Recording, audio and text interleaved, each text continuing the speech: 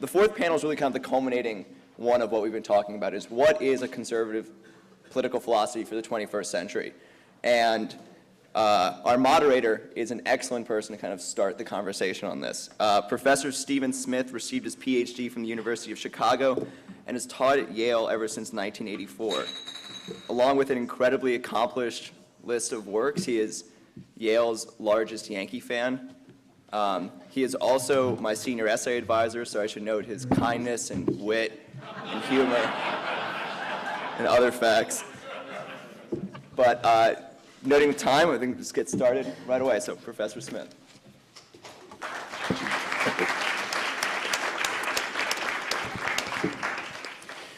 Thank you very much. It's a pleasure for me to be here to speak to the Buckley group, and I'm very honored that Harry would ask me to do this. It's really my pleasure. And I'm especially delighted to be moderating this panel on what is conservatism in the 21st century. This past week, I was teaching in one of my seminars Michael Oakeshott's seminal essay called On Being Conservative. And in that essay, he wrote that conservatism, and I quote him, is not a creed or a doctrine, but a disposition.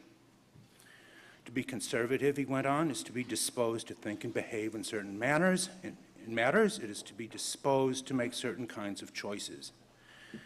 And Oakeshott continued as follows: to be a conservative is to prefer the familiar to the unfamiliar, to prefer the tried to the untried, fact to mystery, the actual to the possible, the limited to the unbounded, the near to the distant, the sufficient to the superabundant, the convenient to the perfect, and present laughter to utopian bliss. I will be interested to see if any of our panelists today can improve upon that. But it is my pleasure to introduce our three speakers, and let me do so in the order that they will be speaking.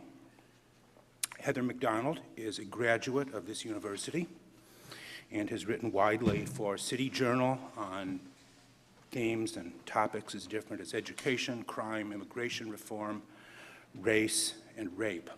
I remember vividly one of the talks she gave at Branford College when I was still the master there, based on her essay, Conservatism Doesn't Need God, where she defended, against all odds, the conservative case for atheism.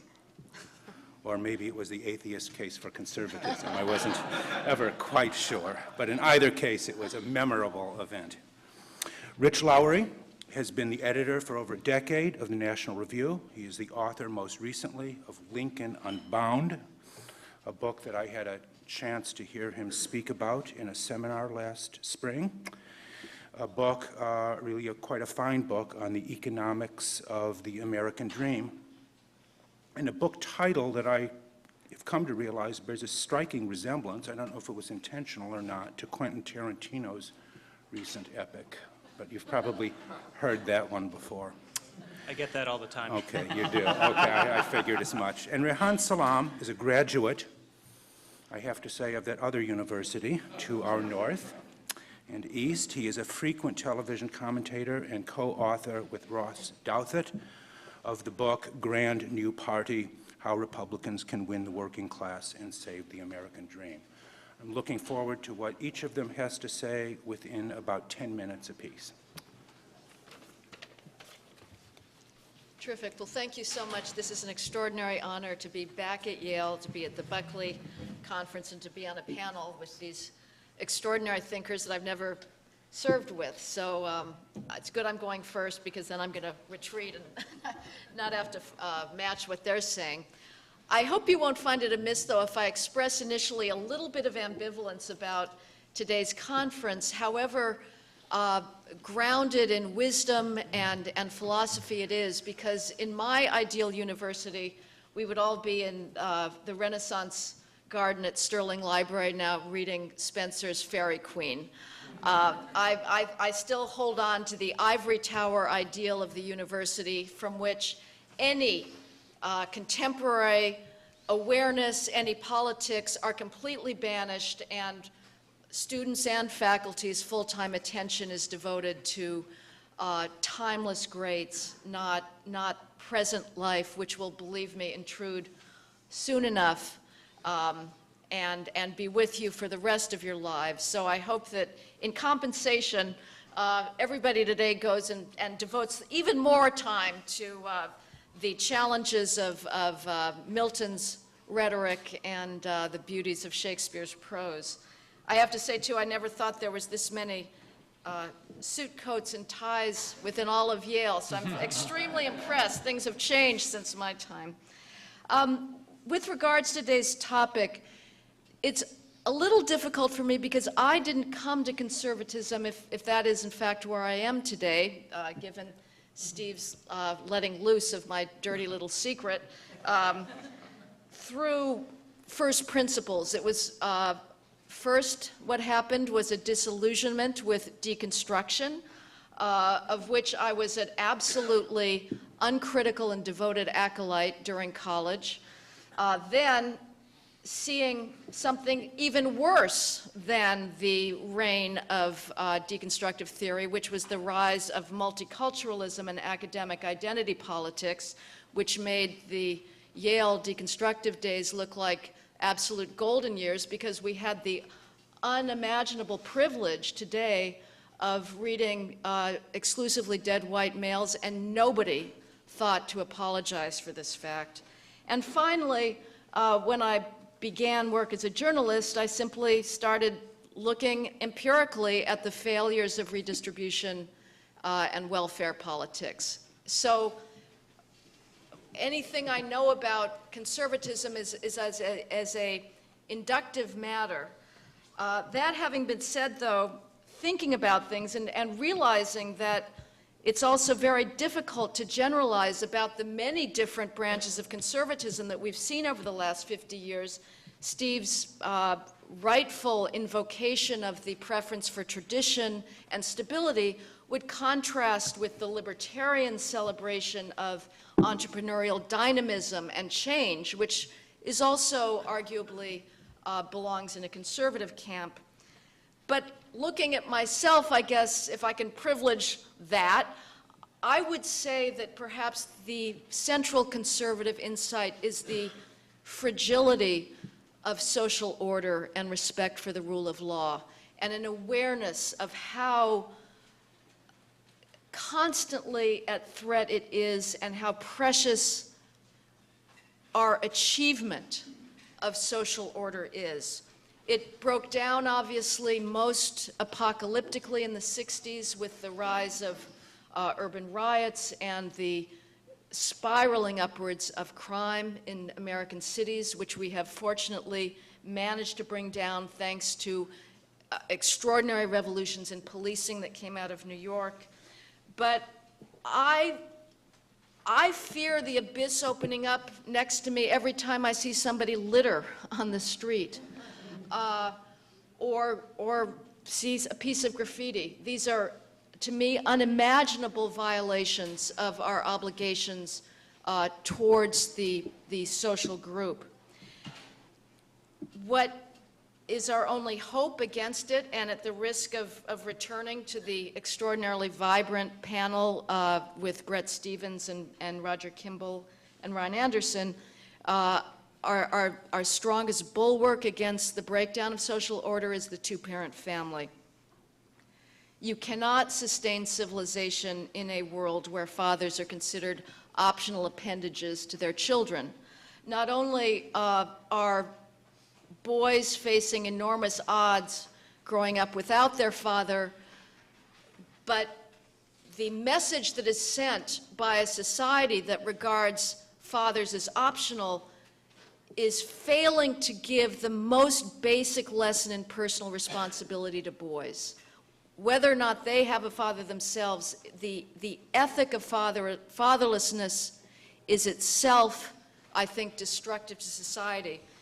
And again,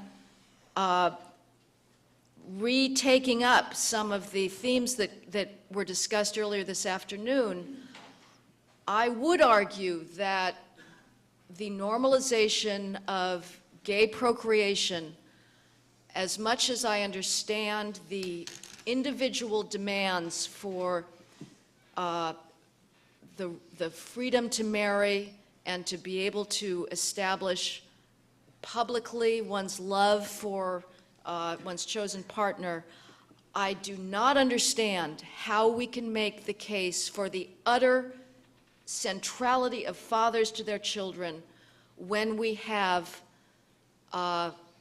gay procreation and gay child rearing normalized. I predict that in 20 years, Father's Day will be viewed as a hate crime in elementary schools, because you're not going to be allowed to diss that lesbian couple by saying that there is anything essential about fathers. And of course, we're seeing the effects of this, of the breakdown of the family in the inner city today, where, as Reihan mentioned, we have a 73% out-of-wedlock birth rate among blacks, and the accompanying crime and flash mobs are just what we'd expect, but equally terrifyingly, marriage is breaking down across the country. I'll just briefly note, I think as well, that mass, illegal, and unskilled immigration is also a threat to social order. And I think it's going to put us at a disadvantage with Asian countries. But for sheer destructive idiocy, nothing beats posturing feminism. And I'm going to take the female's prerogative here, in case I'm with a bunch of chicken males, to say just how appalling the reign of, above all else, academic feminism is. There's nothing more nauseating on campuses today than this rhetoric of safe and unsafe spaces. The elderly, people of my generation and beyond may not have heard this before, but I'm sure that any students today are well aware some campuses actually have decals designating safe spaces for women, minorities, and gays. Now, I was at Yale in the 70s, recently after it went co-education, co-ed. If there ever was a time when Yale would have been a sexist environment, it would have been then. Was it? Of course not. I had the unqualified support of every professor. It never occurred to me to think of myself as a victim. The idea that today, any female at Yale's campus or any other campus in this country faces discrimination or danger is ludicrous.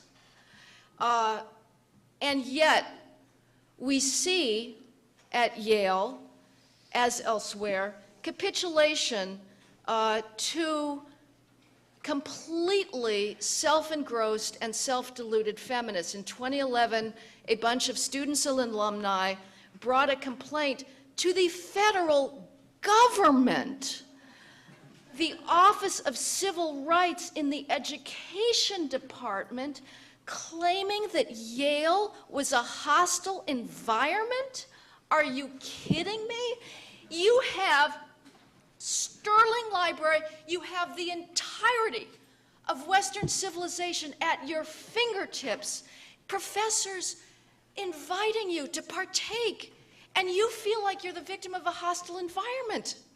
Of course, the Obama administration investigated, and of course, Yale capitulated, penitently saying that they would do better, rather than saying to their disgruntled female students, get a grip, ladies. If you feel that you cannot continue because a bunch of drunken frat boys have waved a few tasteless comments clearly designed to get exactly the response you're giving them, how about going to the stacks and studying for your chemistry exam? How about whooping their ass by beating them at every single academic field? Did Yale do that? No.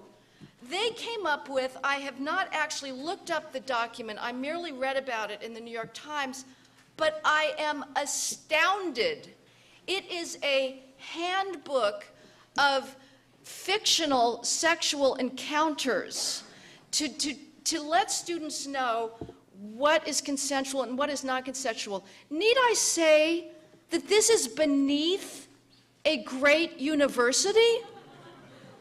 To be telling us about Ryan and Chelsea touching each other and when it becomes rape and when it doesn't? They have nothing better to do at Yale's administration. I would say maybe parents should say, we're knocking off $20,000 in our tuition with each new ludicrous capitulation to the feminist ideal, because you've got far too many administrators if this is what they're spending their time doing. And I would also say that if Yale wanted to treat its students as adults, they would say, you think you're at risk of rape with drunken hookups? Okay, here's how you avoid it 100%. Don't get drunk, don't take your clothes off, and don't get in bed with the guy. If you actually believe that a drunken hookup is rape, that's very simple, that's all you do. In fact, we all know that it's not, because you know how campuses respond to rapes? They plaster the campus with signs saying, for instance, don't go to the medical center, there's been a string of rapes. Nobody says, well, nobody deserves to be raped, so we want to preserve the principle of male fault.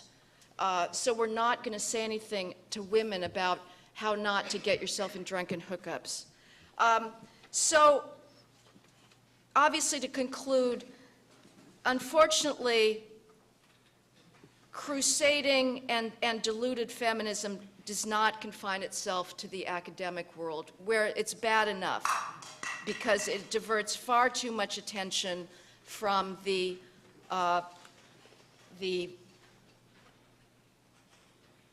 grateful, respectful, selfless study of the greatest works of civilization.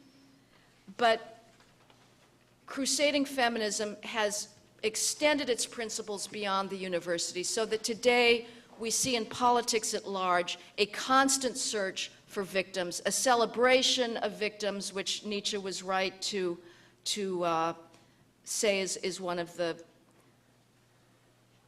saddest falls of civilization, and a turning away from the meritocratic ideal. So I have stayed away from free market principles and a rightful celebration of the genius, courage, and creativity of entrepreneurs in the free market, and I hope that my co-panelists will make up for that flaw. But I would say for myself, the core conservative principles are a belief in self-discipline, personal responsibility, parental responsibility towards children, a striving for excellence, and a respect for the truth. Thank you very much.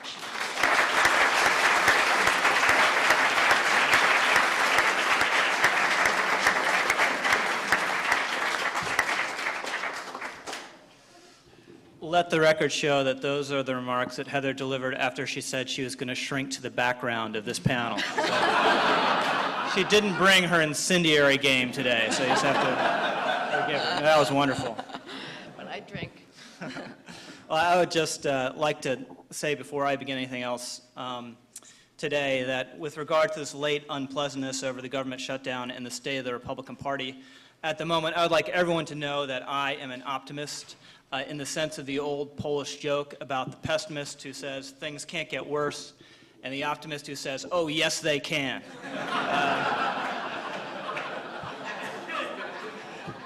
As Stephen mentioned, a couple months ago, I came out with a book on Lincoln, and if you forgive me, indulge me just a moment, I'd like to share one of the most memorable moments from my book tour, which is I was going out to California to do a couple events, and a new author of any book, you're just obsessed with your book, and you can't think of anything else. And I was had Wi-Fi in this plane. I was checking my email on my iPad, and this email comes through from my wife, and it says, "Did you buy $500 worth with our credit card at Walmart?" And I immediately thought she was accusing me of buying my own book, $500 with my own book. And I think, wait a minute, look, I'm a desperate author, but I'm not quite that desperate.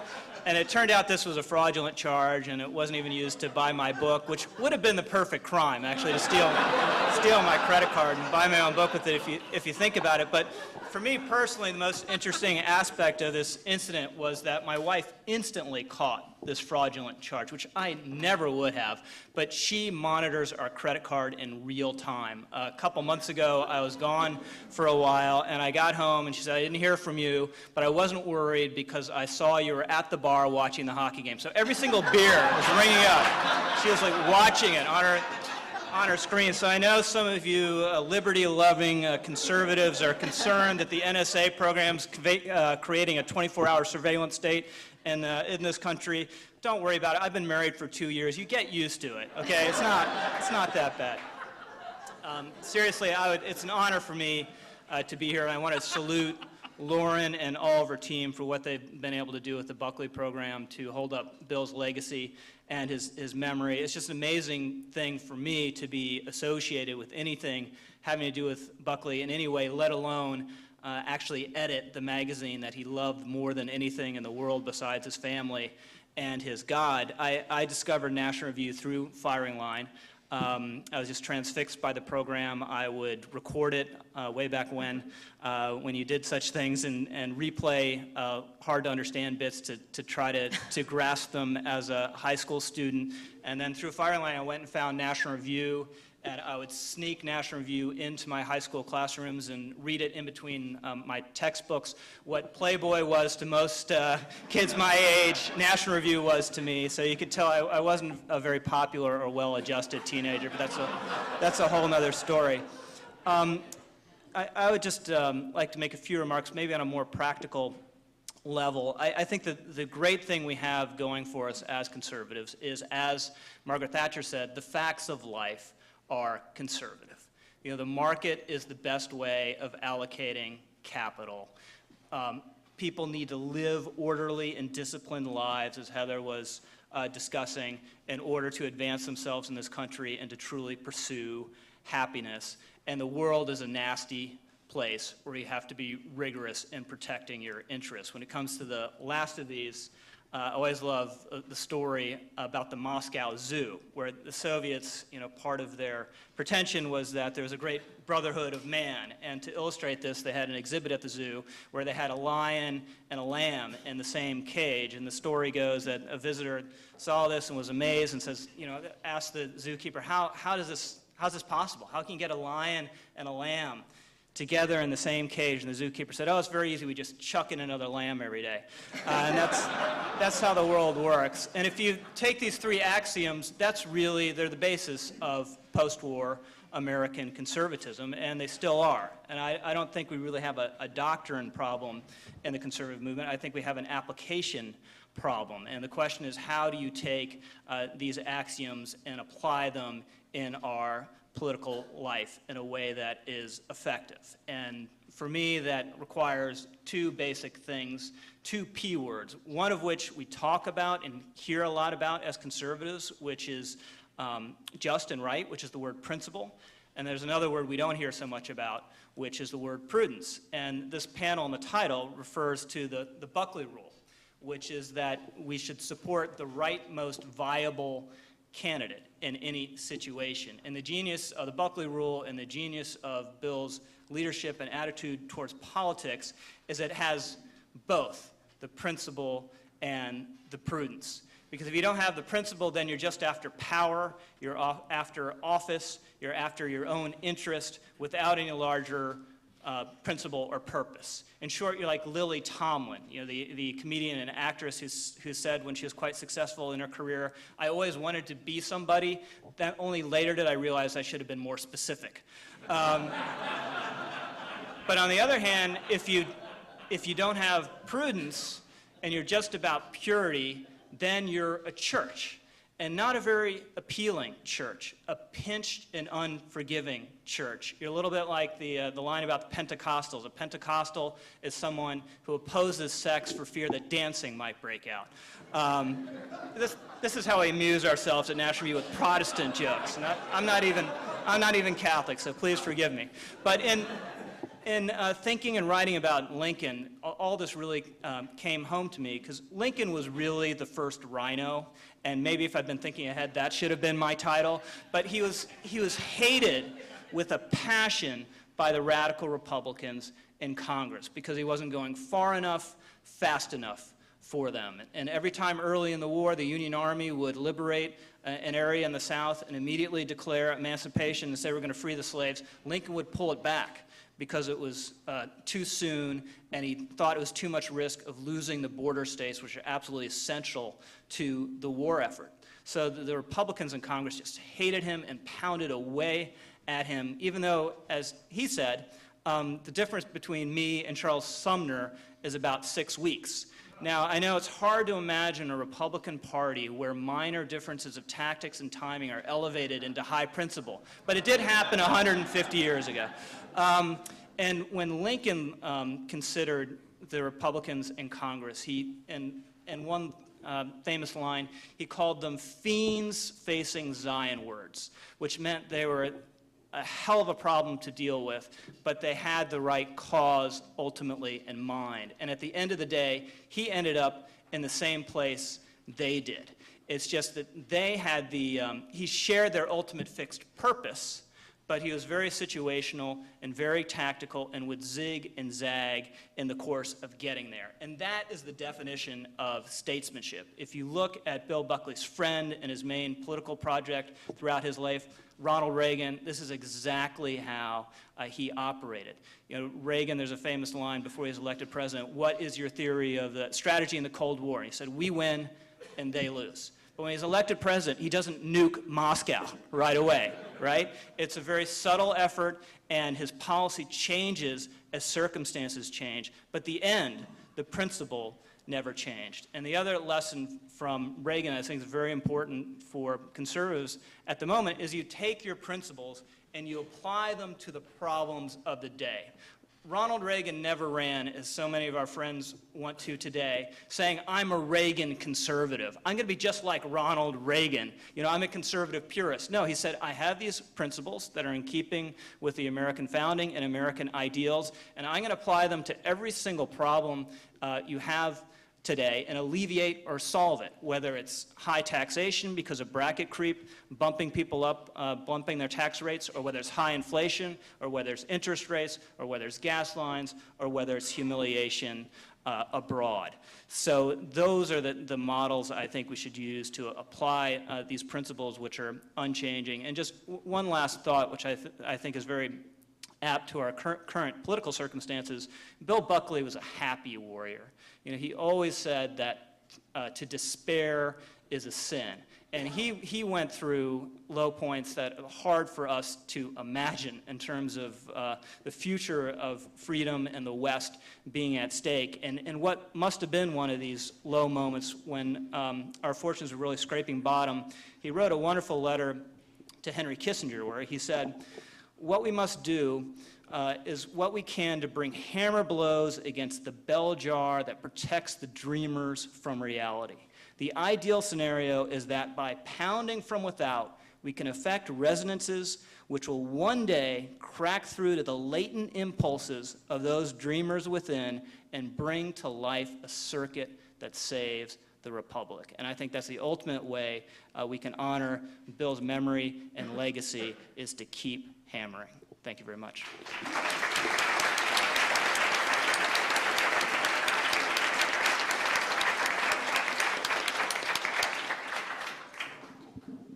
Two very tough acts to follow. Hi, you guys. My name is Reihan Salam, and I desperately wanted to go to Yale when I was 17 years old because I had a huge crush on a young woman who was a bona fide communist, now a very successful documentary filmmaker. Now, that didn't work out, I'm sorry to say, and I was never admitted to Yale. Even now, when I walk on the campus, I feel myself observed as a trespasser.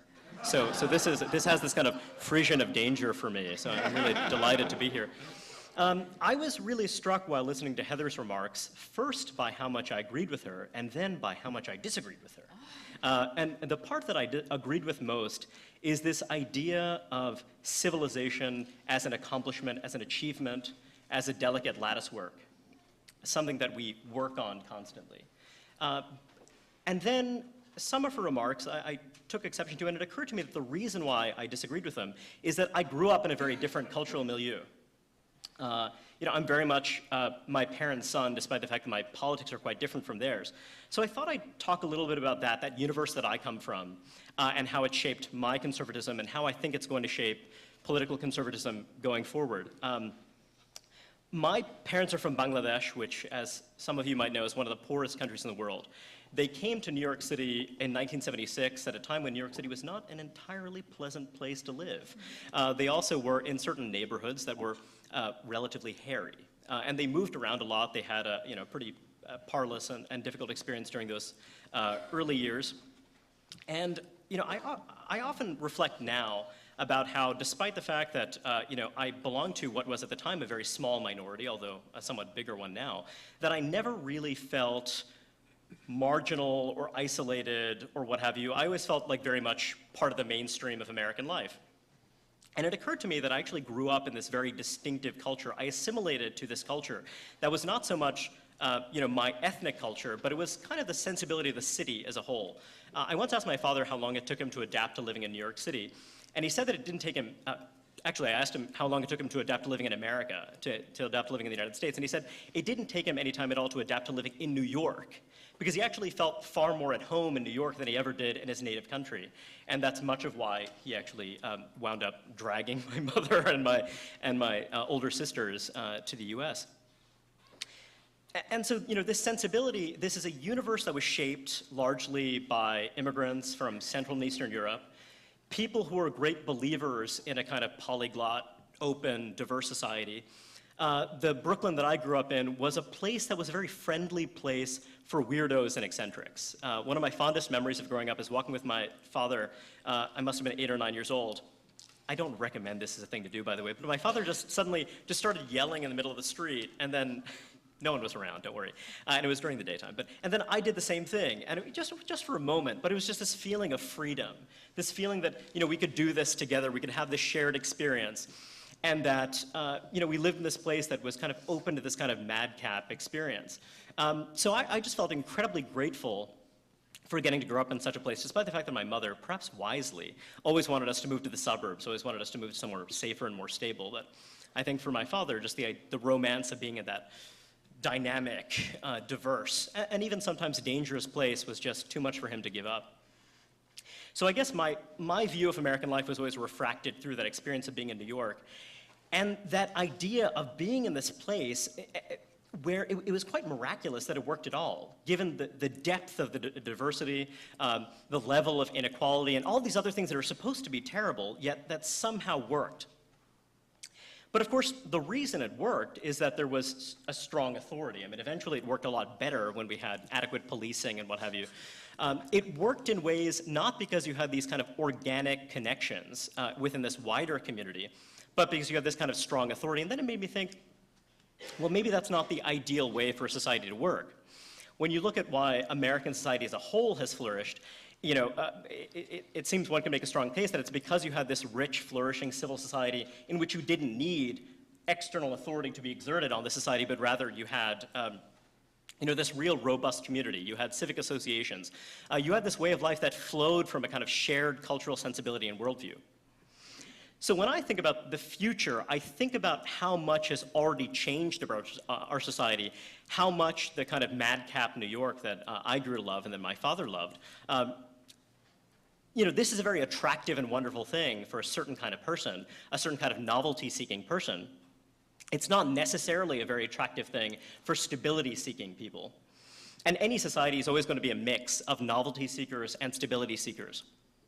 And one of my deep concerns has been that as our society becomes more congenial for someone like me, a natural-born novelty seeker, it's become a lot less congenial for people who are stability seekers.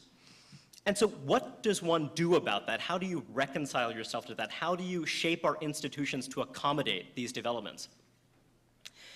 When you look at the conservative landscape right now, I think you see a lot of nostalgia. You see a sense that something is slipping away from us. And I think that that sense is actually right. Our society has changed in deep, meaningful ways. The foreign-born share of the population right now is about 13%. There's another 11% of the population that consists of people like me who have at least one foreign-born parent. That's an enormous share of the population. And these people don't just come from the traditional sources of immigrants to this country, but they come from a variety of places with a variety of different values. I often think about the Pilgrims. When the Pilgrims came to New England, it wasn't expected that they would assimilate to the ways of the indigenous population.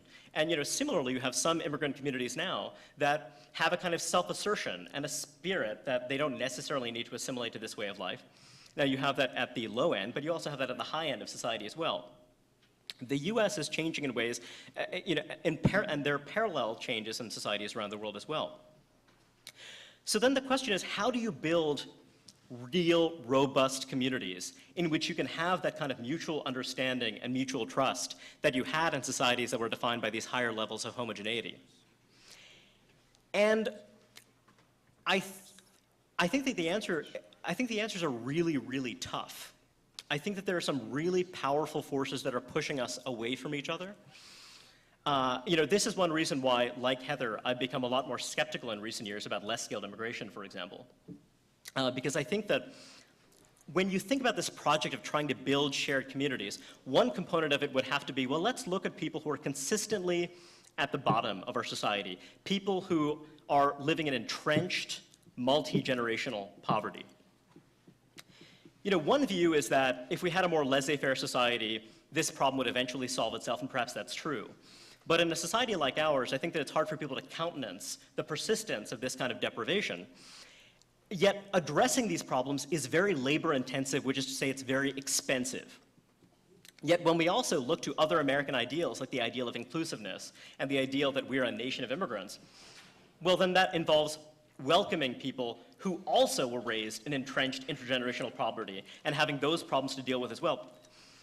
I feel like some of our idealism makes it difficult for us to recognize these very real trade-offs. And I think that conservatives should be the ones who talk about trade-offs, who are the realists, who are saying that we can't accomplish all of these different goals at once. That some of the things that are the sources of our dynamism, the sources of a very vigorous and exciting culture, are things that also undermine our ability to fully include people who are at the bottom of our society. Not all good things go together. This sounds like a very depressing message, and I certainly take Rich's point that we want to offer a more positive message going forward. But I also just think that we need to get out of the realm of fantasy. I think that's true for liberals, but I think it's also true for conservatives. Conservatives of the more nostalgic bent have to recognize that the society has changed in permanent and irreversible ways. It's also changed in some ways that mean that rolling back the welfare state is going to be extraordinarily difficult. It's going to be extraordinarily wrenching and expensive. So I guess that's my struggle, that's my central preoccupation, thinking about how do we actually manage this very delicate and difficult transition? How do we preserve what's best in our society while recognizing that what's best in our society is extremely vulnerable? And how do we do that in a way that accommodates the fact that with every new generation being born, the kind of roots of our society are changing whether we like it or not? Thanks a lot.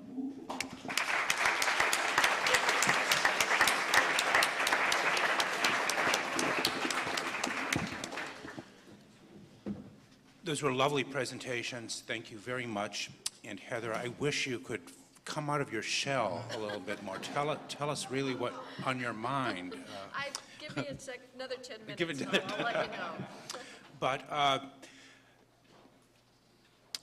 I only have about 25 questions for all of you, but I don't want to use my prerogative here to ask all the questions. So I really do want to, in the time that's remaining, open this up to the audience for those of you who have questions to any of our guests. So why don't we do that? Mr. Petronovich. Thank you.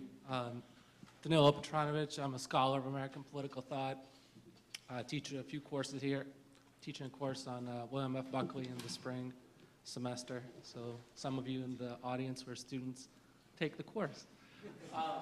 My question is about the Republican Party and conservatism.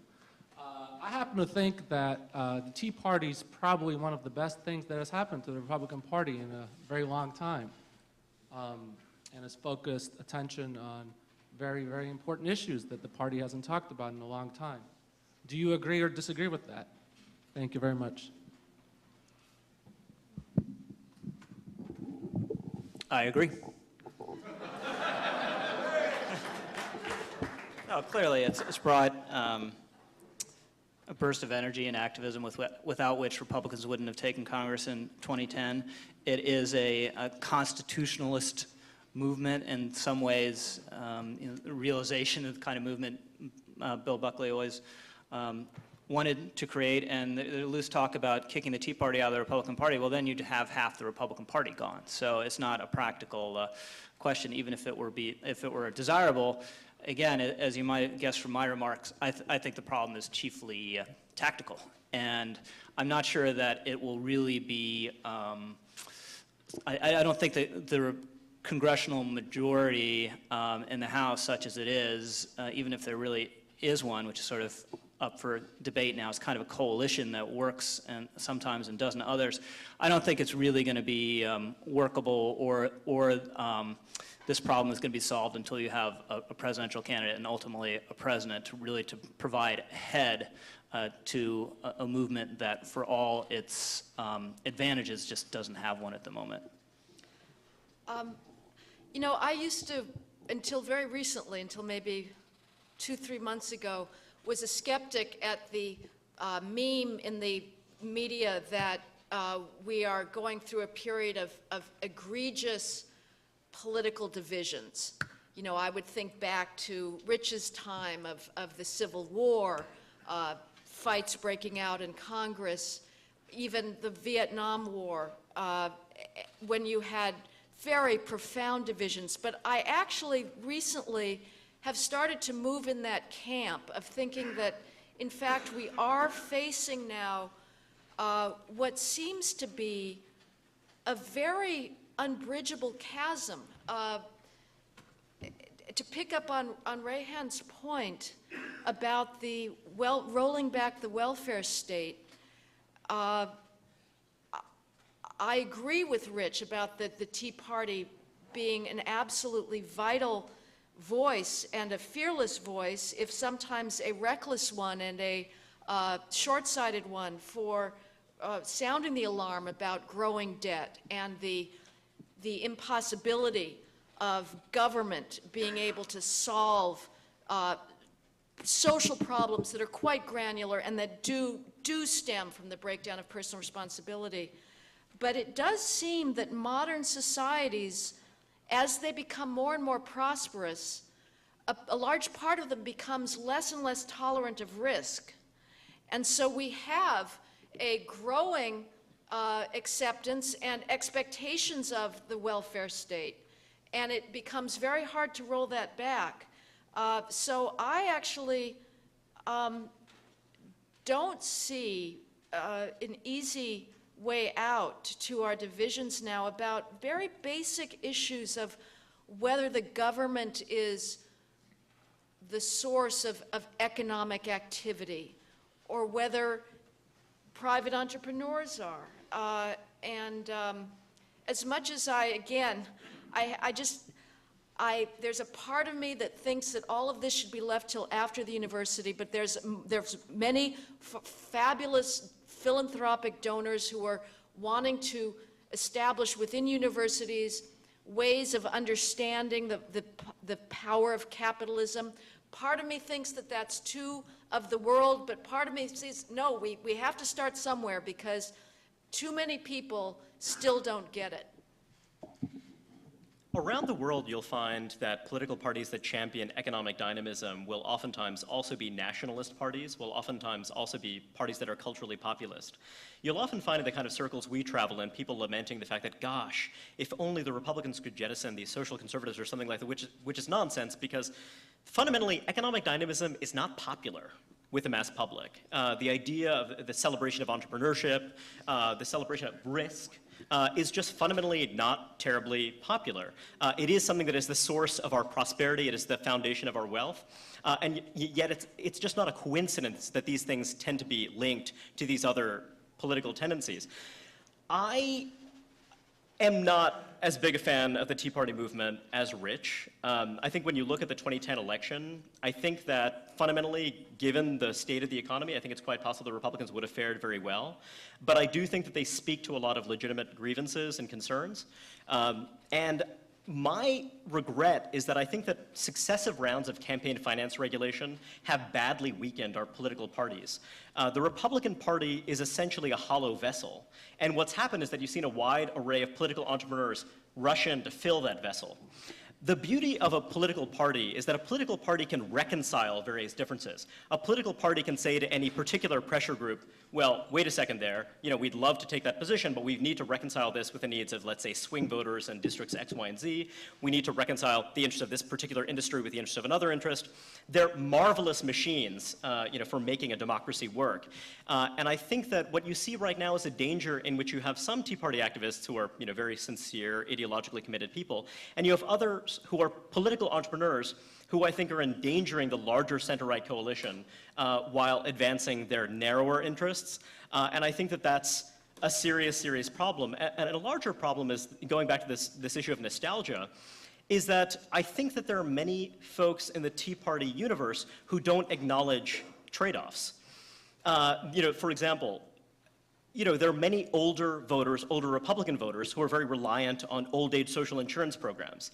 If we're going to be serious about retrenching the state, which I think we must be, if you're serious about seeing to it that we have some kind of sustainable state, you have to do something about that. And there's just remarkably little enthusiasm for moves in that direction, whereas there's a lot of focus on innovations, on institutional innovations. And I think that, I kind of am sympathetic to that a lot of the time, but sometimes I don't find it as serious as I'd like. Thank you. I'm Jay Hallen. I'm an alum here. I've actually done some freelance writing for both National Review and City Journal, so I'm fans of both of yours.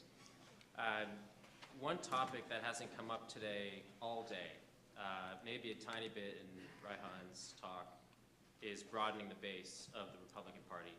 The Republican Party is going to die out. I mean, it's a party of aging white people. We all know it. We have to confront that head on.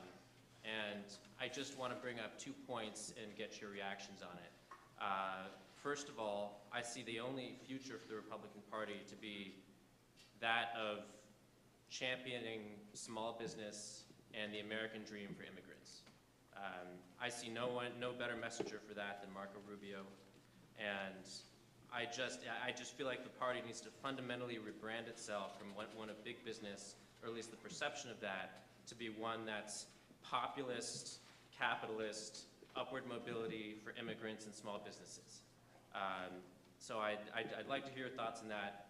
My second observation, in terms of broadening the base of the party, I don't want to rehash the conversation about social issues earlier today. I was disappointed there wasn't more time for Q&A, but in terms of the low-hanging fruit, if you want to expand your base, the panelists talking about gay marriage kept saying, well, if you declare a truce, it assumes you're losing. Well, guess what? We are losing. If the base is shrinking, you have to broaden your base. College students care about, I'm a Yale alum. Every Yale student has a gay friend here. They can relate to that. It's a low-hanging fruit. What do you lose by backing gay marriage? It's pro-family, it's individual liberty. And, instead of talking about taxes, college students don't pay taxes. They're not in the workforce. So I just think that the Republican Party needs to change its priorities around. It needs to acknowledge it has to broaden its base. And I'd like to hear your thoughts on that. Thank you. Would you each like to take a minute or two to respond? With regard to the first part of your first question, I agree with you in the main that the Republican Party, the affect should obviously, the accent should obviously be on small business and hardworking immigrants and upward mobility and aspiration. Just when it comes to Marco Rubio, I think is an extremely winsome political figure. This is not a bill that I think is in keeping with that, any of that really. This is a big business bill that floods the country with low-wage immigrants that big business welcomes so they can pay people less. And it's very hard for people with low skills in this country to make it as it is, given the basic, the way our economy works now, given some of the cultural factors that have been discussed. So I think the last thing you want to do on top of that is to bring competition for their jobs. And I think a lot of people don't realize how hard it is to get a job if you have no skills. I've done a little work with a place called the Bowery Mission in New York, which helps guys who are recovering from drug and alcohol problems. And these are the kind of guys, they need the delivery man job, they need the really low-level, boring security job, and they're the ones who are having to compete with these immigrants who, God bless them, are hustling and came here because they want to make the most of themselves and their family. But it's not hurting any college-educated people. It's hurting the people who are already most vulnerable. And so with regard to this, I think what's most important is for the Republican Party to have an actual working-class economic agenda. Because you can pass this Rubio bill tomorrow, and if the economic agenda stays the same, exactly what it is, you're not going to win any Latinos over. So I think Republicans need to focus on a tax policy that actually helps working families. They need to focus on things like college costs. There's a shame that they're letting the president dominate that. And they can't just oppose Obamacare. They have to have an alternative that's a way of getting people an insurance and creating a working marketplace in health insurance that is a downward suppressant on healthcare costs, which Obamacare isn't. But these are the kind of things that everyone worries about, whether you're a man, a woman, an immigrant, or a native. And unless the Republican Party can speak to that, immigration, they're not going to solve that problem through immigration policy. And in fact, this bill, I think, actually makes it worse. It's a real issue of when you have principles be at the mercy of demographic reality. And there's no question that on gay marriage, for example, the trends of generational trends are all for saying this is not a big deal. You know, that is the prevalent view is who is hurt by this. It doesn't hurt my marriage as a heterosexual if two gay people can marry. So what's the big deal? I would say that that view, which is pretty libertarian, is a profoundly unconservative one. To think that a change of this magnitude in millennia of human development is not going to have enormous consequences, I think is historically ignorant. Again, I agree, Bret Stephens pointed out that the dissolution of the family was exclusively a sin of heterosexual marriage. Combined, he's absolutely right, with the rise of the pill and alternative methods of procreation and feminism. That does not mean, however, that gay marriage cannot be the final straw. And as I've said, I would like, if somebody can tell me what the argument is that you can make to say an inner city mother that the most important thing that she can give her child is his father, his biological father, because men and women are different on average. That's not to say that every mother is emotional and every father is a disciplinarian. But on average, men and women are different, mothers and fathers are different, and they both bring complementary gifts.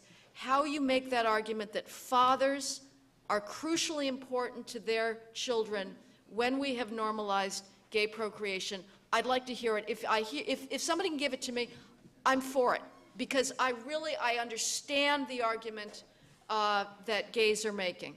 And if the family wasn't in utter collapse and free fall right now, I would say go for it, right? But I don't think we can afford it. As far as immigration, I'm from California. I think there's several myths out there. There's the myth of Hispanic family values, and there's the myth of the Hispanic Republican. Family values, we have 53% out of wedlock birth rate. Come with me to Berendo Middle School in Pico Rivera. I agree that there are many hardworking, fabulous Hispanic immigrants, legal and illegal, who have turned their communities around. The second and third generation are getting sucked up into underclass culture. The schools have enormous numbers of gang counselors. Jerry Brown has now stripped taxpayer funding from middle-class successful schools to put them into schools with large numbers of English learners. English learners is a euphemism for people who've been raised all their lives in this country, but their cognitive and linguistic skills are so low that they're still classified as English learners. I don't think that the future of this country lies in low-skilled immigration, and I think that the current bill doesn't do enough to move us to a high-skilled immigrant. It is our choice of who we take into this country. I think our immigration policy should be made by voters, not by people living outside our borders. I'm afraid I have to run off right after this, but I think that one thing to keep in mind is that most of the electorate does not consist of immigrants, and it certainly doesn't consist of people who start small businesses. That's a very important constituency, but it certainly does not reflect the subjective experience of most workers. My own view is that the Republican Party ought to become the party of work. And I think that's going to become more and more important as you see declining labor force participation, particularly among men. And I think that when you think about the way you want to structure the American state and the American welfare state, I think you want to structure it in such a way that it's in tune with the basic moral intuitions of a majority of Americans, which is the idea that we build these systems around the idea of conditional reciprocity. We will give you a hand up provided you actually make a commitment to bettering your own life. I think that's very, very important. But it does entail that the state will continue to have some role. The question is whether or not that role is infused with some sense of moral responsibility and seeking to inculcate that kind of responsibility. And I think to Heather's point, I think the way that I think about it is this. When you're looking at this population, Mexican origin population in California, these are Americans. This is a very large share of the next generation. When you look at projections of what the American workforce is going to look like in the future, when you look at the projections of what the skill level of the American workforce is going to look like in the future, this is where it is being forged. It's being forged in these vast conurbations in many corners of the country in which there are lots of people who are linguistically, socially, culturally, and economically isolated. They are on the margins of the economy. And that's why I think that what we need is an economic inclusion agenda. I think that when you look at a lot of egalitarian measures, the problem with them is they actually work against inclusiveness and towards an expansion of the informal economy. That is extremely important. But the thing is, again, this is a very labor-intensive, painstaking, difficult process. It doesn't mean that, well, if we just get out of the way, that's just going to happen automatically. It's not going to work that way. And this is a reality because these people Heather is describing, these people are Americans. They were born here. Sometimes they're the children of people who were born here. And this is a problem that is our shared responsibility. And it's nationhood that I worry about. That's nationhood that I think about. How can you have an idea of shared nationhood given these cleavages that we have? And I think that the idea of being a party of work and the legitimacy of work, that's something that has the potential to unite us. And that's what I think we need to move towards. Thanks a lot.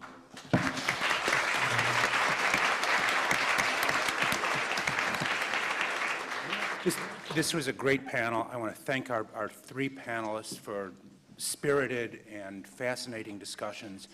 I will just say that as a student of political philosophy, this panel was called, what should conservative philosophy be in the 21st century? And only in the last set of remarks on the philosophy of work did I hear anything that approached an answer to that question.